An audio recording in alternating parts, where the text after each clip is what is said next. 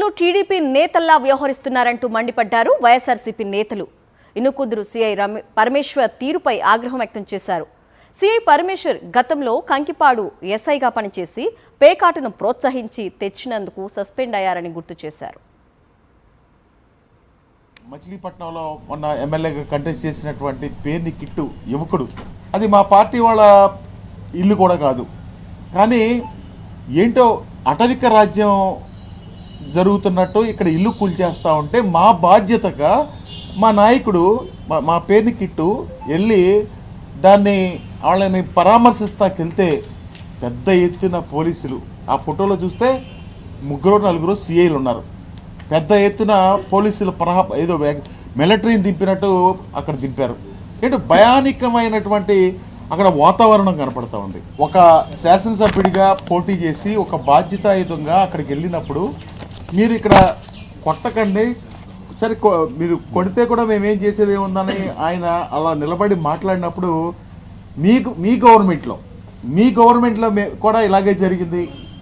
మీ government అంటే ఏంటి, ఈ గవర్నమెంట్ అంటే ఏంటో ఒకసారి రాజ్యాంగం మీద ప్రమాణం చేసి ఈ ఉద్యోగంలోకి వచ్చినటువంటి సిఐ గారు కానీ ఇక్కడ అధికారులందరూ కానీ ఒక్కసారి దాని గురించి ఏ ప్రభుత్వం ఏంటో ఒక్కసారి దానికి అర్థం చెప్తే మేము ఈ ప్రెస్ మీట్కి ఏంటో కూడా సమాధానం చెప్తాం. ఈ సోకాల్డ్ సిఐ గారు పరమేశ్వరరావు గారు మా గవర్నమెంట్ అంటున్నారు కదా, మా గవర్నమెంట్లో ఈయన పనిచేశాడు. ఎక్కడ పనిచేశాడు? కంకిపాడులో పనిచేశాడు.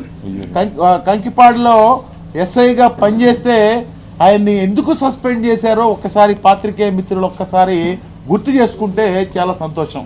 మీరు అక్కడ పేకాట్లు ఆర్గనైజ్ చేస్తున్నారని చెప్పి పెద్ద ఎత్తున మీరు ప్రభుత్వానికి ఆ రోజున చెడ్డ పేరు తీసుకొచ్చే విధంగా పేకాట్లో ప్రతి ఊర్లో ఆర్గనైజ్ చేస్తున్నారని చెప్పి మిమ్మల్ని సస్పెండ్ చేసిన మాట వాస్తవం కాదా అని చెప్పి నేను అడుగుతా ఉన్నా. అందుకే ఆ ప్రభుత్వం అంటే కోపమా, లేదంటే ఈరోజు మీ ఆటలు సాగుతున్నాయని చెప్పి మీరు చేసే పనులన్నీ కూడా మీకు అడ్డం లేకుండా ఉంది.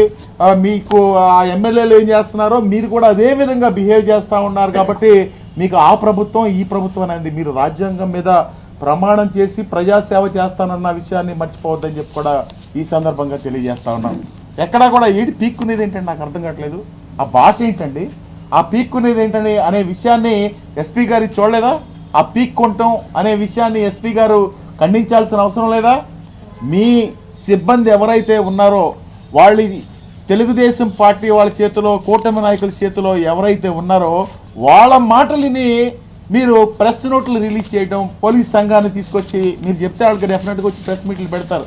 వచ్చి అబద్ధాలు ఆడించడం అది ఎంతవరకు సమంజసమో ఒకసారి మీరు ఆలోచించండి. తెలుగుదేశం పార్టీ వాళ్ళు చేసే పని మీరు చేస్తూ ఉన్నారు. తెలుగుదేశం పార్టీ వాళ్ళు అంటే ఏంటి ఆ కోల్చడం కూడా ఏంటి, ఎక్కడో అటవిక రాజ్యం ఇక్కడ రాజ్యం వెళ్తున్నట్టుంది. ఆ కోల్చడం ఏంటి, అంతమంది పోలీసులు ఏంటి, ఆడవాళ్ళని చీరలు పట్టుకుని లాక్కొచ్చి చేయడం ఏంటి ఒకసారి ఆలోచించండి. శాంతి భద్రతలు కాపాడాల్సిన పోలీస్ పీక్కోమనే మాట అన్న తర్వాత అక్కడ కిట్టు చిన్నోడైపోయాడు. రాజకీయాల్లో పోయినసారి పోటీ చేసి వాళ్ళ నాన్న తాత వారసత్వంగా వచ్చిన ఆయన. అటువంటి ఇంటికి కూడా గౌరవం ఇవ్వకోకుండా, ఆ మనుషులకు గౌరవం ఇవ్వకుండా పీక్కోమని మాట్లాడిన తర్వాత, రెచ్చగొట్టిన తర్వాత ఆయన చాలా సామరస్యంగా అక్కడ గొడవ పడకుండా వచ్చినట్టే. ఇవాళ దాన్ని ఎస్పీ గారు పోలీస్ సంఘం చేత ఏమీ లేనట్టుగా పోలీసులు అనేవాళ్ళు జనం కోసం పనిచేస్తున్నారన్నట్టుగా చెప్తారు. జనం కోసం పనిచేయట్లా మీరు. ఇవాళ మీరు చెప్పారే మీ ప్రభుత్వం ఇది మీ ప్రభుత్వమా? మీరు గవర్నమెంట్ ఎంప్లాయా, లేకపోతే గవర్నమెంట్లో ఉండోళ్ళా, లేకపోతే మీ సొంత ప్రభుత్వమా? ఆ పార్టీలో ఉండే ఎమ్మెల్యేనో లేకపోతే ఎంపీటీసీనో జడ్పీటీసీనో ఇది మా ప్రభుత్వం అనొచ్చు. ఒక పోలీస్ ఆయన మా ప్రభుత్వం మీ ప్రభుత్వం అని మాట్లాడుతుంటే అడ్డగోలుగా ఈ రాష్ట్రంలో తగువుని రెచ్చగొట్టేది పోలీస్ అయిపోతుంది. మీరు సామరస్యంగా ప్రజల్ని కాపాడాల్సిన మీరే తగువులు సృష్టిస్తున్నారు. ఇది ఎక్కడికి వెళ్తే తగు, ఇది ఏ ఇంటికి వెళ్తే తగు? ఏమన్నా వైసీపీ నాయకుడిని పగలగొడుతుంటే తగువా? కాదే. ఒక జనసేనలో తిరిగే ఆయన జనసేన కార్యకర్తది ఆ ఇల్లు పడగొడుతుంటే వాళ్ళు అన్యాయం అని చెప్తుంటే ఇది తప్పని చెప్పడం కోసం వెళ్తే మీ ఇష్టం వచ్చినట్టు మాట్లాడి ప్రజల్ని భయభ్రాంతులు చేసి ఈ ప్రభుత్వాన్ని కాపాడుకుందాం నిరంతరం చేసే తప్పుల్ని కప్పిపుచ్చుకోవడం కోసం ఈ ప్రభుత్వం ఆడే నాటకాలకి మీరు బాధ్యత తీసుకుని మీరు ఇట్లా మాట్లాడటం అనేది సబబుగా లేదు. పోలీస్ సంఘం చేత మాట్లాడించడం మరీ దారుణంగా ఉంది. ఎస్పీ గారు ఖచ్చితంగా ఆయన మీద ఎవరైతే పీక్కోమని అన్నాడో, పీక్కోమని అన్న తర్వాత అనేక రకాల కాన్సిక్వెన్స్ మాటలు వస్తాయి. నువ్వు రెచ్చగొట్టిన తర్వాత వచ్చే మాటలు, దానికి బాధ్యత వహించి ఖచ్చితంగా ఆయన్ని, ఆ సర్కిల్ ఇన్స్పెక్టర్ గారిని సస్పెండ్ చేయటమా, ఆయన మీద బాధ్యత తీసుకోవాల్సిన అవసరం, చర్య తీసుకోవాల్సిన అవసరం ఈ పోలీస్ డిపార్ట్మెంట్ మీద ఉంది. ఖచ్చితంగా చేయాలి. ఇది ఖచ్చితంగా ప్రభుత్వ అధికారులు చేసే పని కాదు, అధికారులతో రాజకీయ నాయకులు చేస్తున్నారు.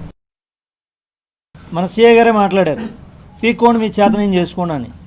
వాస్తవంగా ఒక అధికారి అయ్యుండి అలా మాట్లాడకూడదు. మరి దాని మీద ఎస్పీ గారు ఏం చర్యలు తీసుకున్నారు? ఏదైతే ఆ సీఏ గారు మాట్లాడిన మాట కనీసం మరి ఎస్పీ గారు ఖండించకపోగా తిరిగి నాని గారి మీద కానీ కిట్టు మీద కానీ పోలీసుల్ని ఏదో తిట్టారనో లేకపోతే వాళ్ళ మీద కేసులు బానేయించడం మీరు పెట్టండి. ఖచ్చితంగా ఎవరైనా చేసినా కోర్టులో ఉన్నాయి. ఖచ్చితంగా ఏదైనా సరే డెఫినెట్గా మాకు న్యాయం మీద ఒక నమ్మకం ఉంది. ప్రజల పక్షాన్ని ఇప్పుడు కూడా మేము పోరాటం చేస్తూనే ఉంటాం. కానీ దుర్మార్గం ఏంటంటే మా ప్రభుత్వం ఉన్నారు కదా, మరి మా జగన్మోహన్ రెడ్డి గారి ప్రభుత్వంలో గడిచిన 5 ఏళ్లలో ఏ పేదవాడి ఇల్లు అయినా సరే కూల్చిన సంఘటన ఉందా?